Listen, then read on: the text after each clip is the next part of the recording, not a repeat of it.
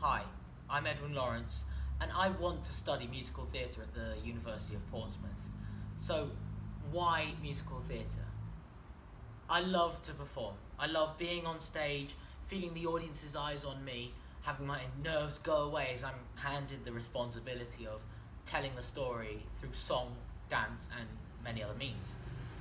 I believe I'm well-rounded to performing, coming from a very theatrical family. Both my parents are drama teachers, so during my whole life I've always been going to the theatre and watching plays, including during the lockdown period. I've been singing now for more than 4 years, and I've been dancing now for more than 10 years. So those skills will help me as I move further into musical theatre.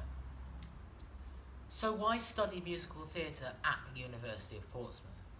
Well, the University of Portsmouth offers a modular course design with many modules, a variety of modules to study in year 1, and it just filters down to fewer in year 3, which means that I can choose possibly what I want to pursue as I am studying the modules. Also, I wasn't able to do A-level drama, and so the fact that there is support for students like me who will obviously or potentially struggle with the kind of academic side of the course, that gives me confidence that I'll be able to excel. I've decided to comment on Frankenstein, a 2011 production by the National Theatre starring Benedict Cumberbatch and Johnny Lee Miller. Just in the first 15 minutes, the actors' physicality, the set design, the lighting, and the music took us on a whole journey. We'll start from the beginning. The beginning featured a pod containing Frankenstein's creature, and the first 8 minutes simply entailed the monster trying to learn how to walk, to move, and to gain control of his muscles. There was a particularly interesting moment where the monster was on the floor, its foot twitching, attempting to get onto the floor and just get standing up. And he achieved that. However, he fell down again. But the fact that he then tried again made us feel like he was a man baby, and we were watching him develop and learn how to walk. The audience would all feel proud of the monster when he started running around the whole stage, just happy and elated that he's learned to do it. And then suddenly the next section came in, with a big train and lights coming from the back, making all the Victorian Industrial Revolution actors just into one big silhouette, taking the faces out of the equation, just making them cogs in the machine. And the train came towards us, making us feel threatened, just like the monster who was cast aside off the rails. The combination of the music as well, as everyone was making loads of different noise, making it hauntingly beautiful, kind of made us feel fearful and it made us admire the kind of ingenuity and determination of all these Industrial Revolution workers, but then sad again when we see the poor creature who we've seen almost grow up and learn to walk, cast aside.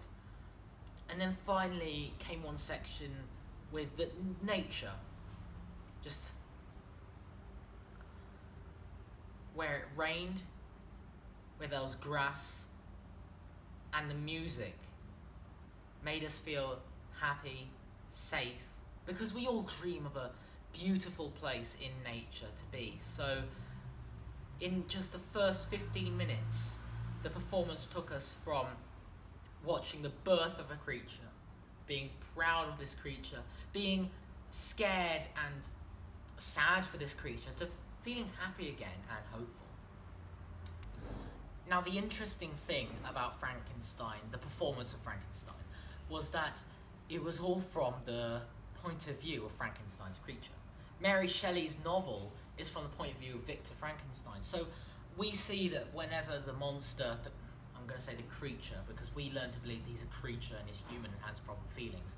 So when we see the creature do despicable acts such as setting houses on fire and killing children, we don't automatically blame the creature for just being a monster. We see what has contributed to him doing that, and we blame human society about that. So if I were to write an essay on Frankenstein, the production of Frankenstein, it would be on society's effect on people, and kind of how if we do not accept people for who they are or help people, no one can ever grow. An interesting side note, I was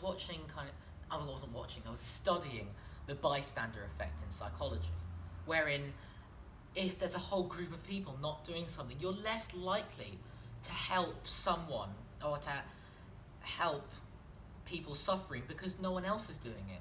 And that was interesting, as all the creature needed in the production was one person to step out and help him, but that was never going to happen.